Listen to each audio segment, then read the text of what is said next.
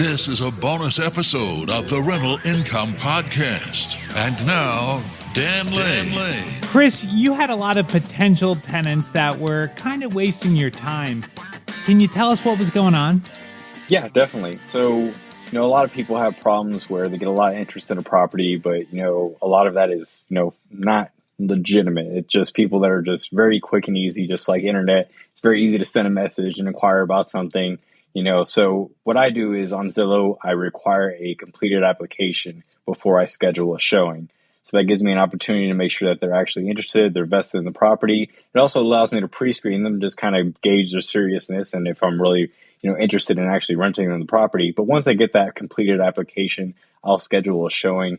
And I usually schedule them about 15 to 20 minutes apart and, 3 or 4 in the same little time period. So even if someone doesn't show up, I'm only out that 15, 20 minutes, which isn't that big a deal. I can kill 15 minutes waiting for the next person. The application that you have them fill out, is that the same application that you would give someone as if they were actually going to apply for your rental? Correct. Right. So Zillow, when they pull the application or they do the application, it comes with a background check, an eviction report, a credit report. And if there's multiple tenants that are going to be in there, like a husband and wife, each one will have that complete listed report. They'll have a few items that they can fill out, like their income and maybe a little small description or something that they want to add as a comment.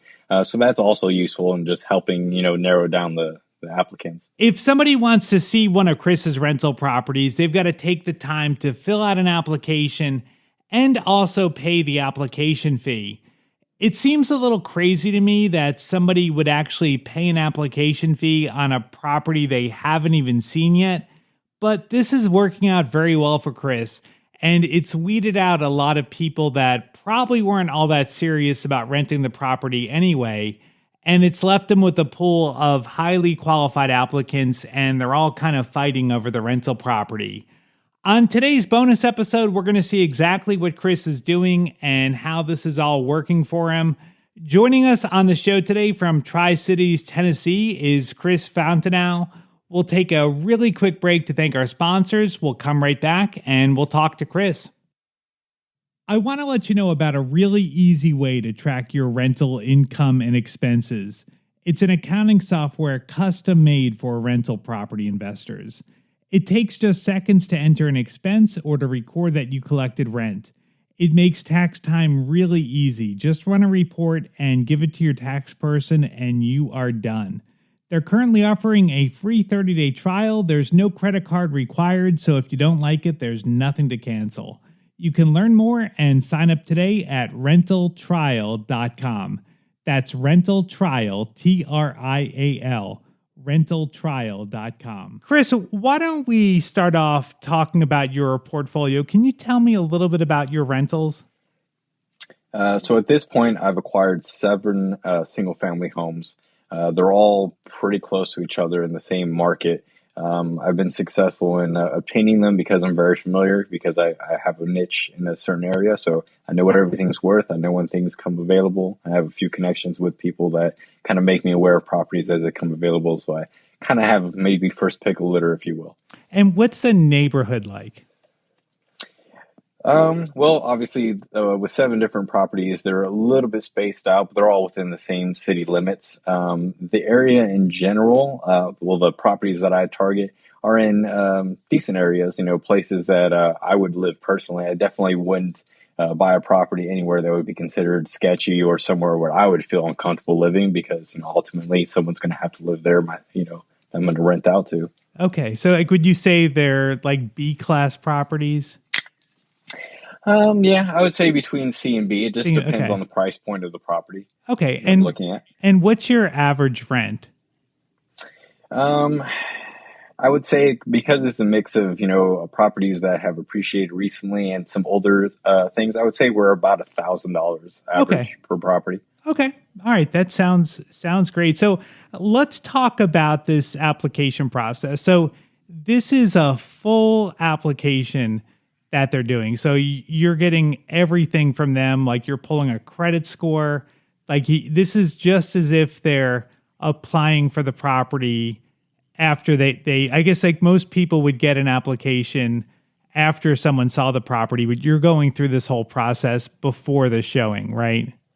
Yeah. So thinking it from the tenant's perspective, the commonplace thing is that they find a property they're interested in. They are required to go to that specific property manager or what have you and to fill out an application with them. They charge them a fee and they have to go around to 2, 3, 4, 5 different places filling out these applications. And it's easy to rack up a bunch of fees. And tenants don't have a lot of, disposable income to be racking up just trying to find a place to live.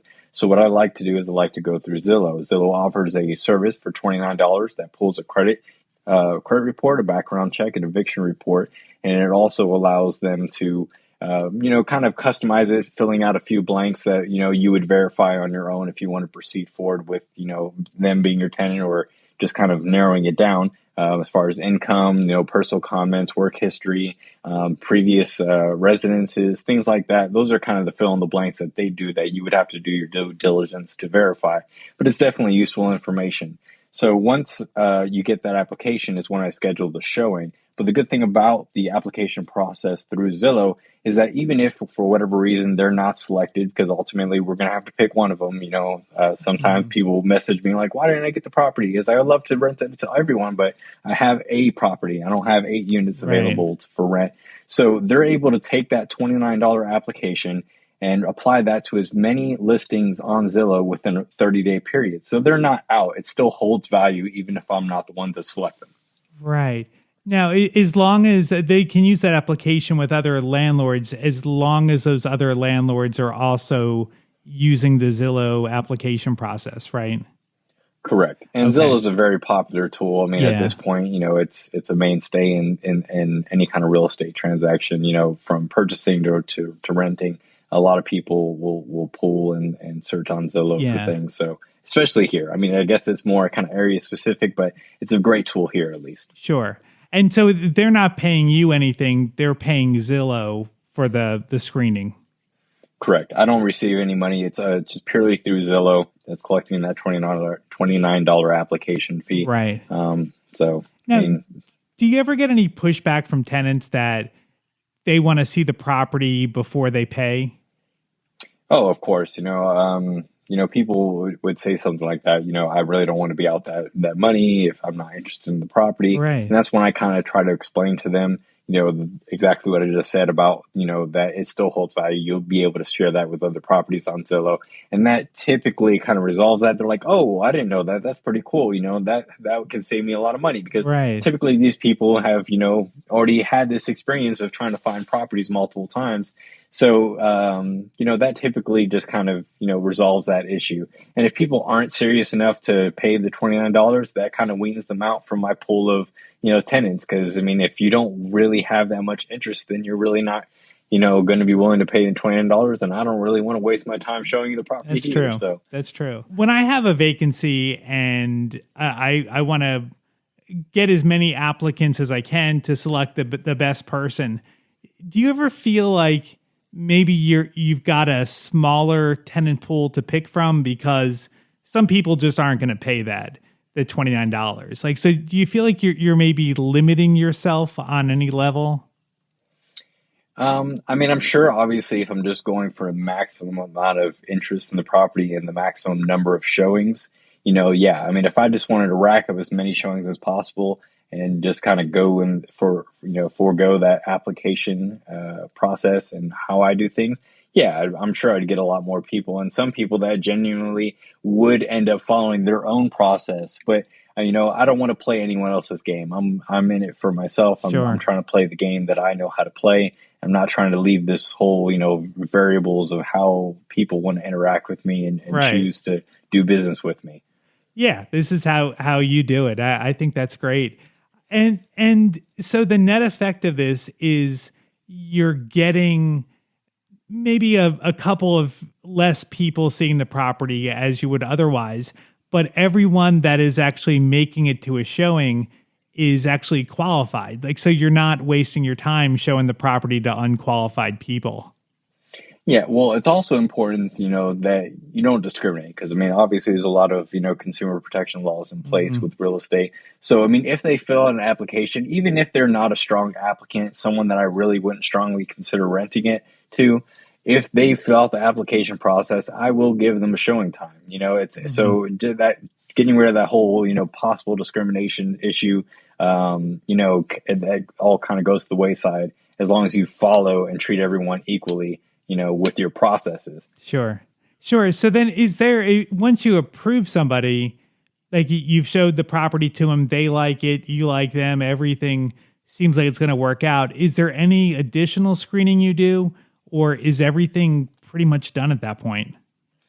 Well, just to dive a little bit deeper on how I do things. So when I do list the property, I typically will leave the application pool open for anywhere between maybe 3 to 4 days to maybe a week.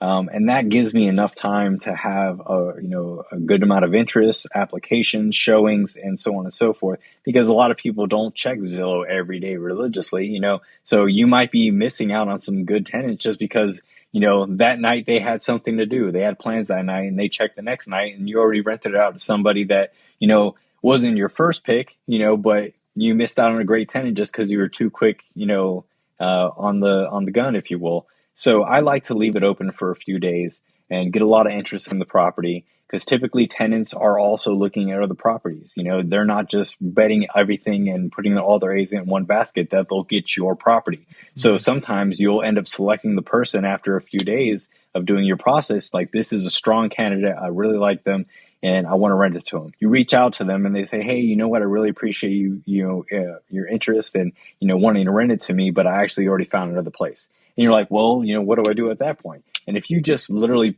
waited for that one person and pulled the trigger and you already took the listing down and all that kind of stuff, it looks really bad on your part if you're having to fire the whole thing back up. So I like to have a good pool of applicants because I don't necessarily know that the first person I choose is going to be the one that's Sure. actually going to follow through. Are they going to give me the payment on time? Have they already found another property? Are they dragging their feet? So I want to have at least 3 or 4 people that I would rent to, and I can just go down the list if the first one doesn't work out. Right. Okay. And now, but before we wrap things up, tell me about the showing. So you've got 15-minute time blocks. Like, can you walk me through how that works? Yeah. When I schedule the showing, I do kind of do a little Q&A with them and ask them if there's any concerns that they might have with the property or any questions or anything like that, so that we can get some of those, easy to answer questions or things that they might want to know. That gives me an opportunity to kind of find out, if they're like, what school zone is it in, or, what's the neighborhood like, or is there any parks nearby? I know generally, the information because everything I have is in such a confined area. But I mean, it gives them an opportunity to, ask me questions that we don't necessarily have to hit the redundant, easy questions while we're there. Now it's more about the actual property.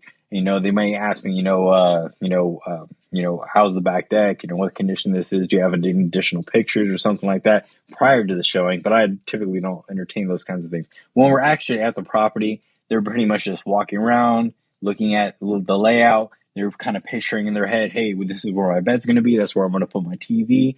They might have a few questions that they wouldn't even think to ask me until they're actually at the property. But essentially, I just show them the necessities. I ask them to walk around and explore, open doors, and do whatever. And just kind of, be in the distance, just, be there in case they have any questions or concerns that they want to ask me. But I just let them kind of roam around the property in general. Chris, thank you so much for sharing that with us. I really appreciate you taking the time to talk to us today. And thank you so much for checking out this bonus episode. I'll be back with a regular interview on Tuesday. My name is Dan Lane, and this has been the Rental Income Podcast.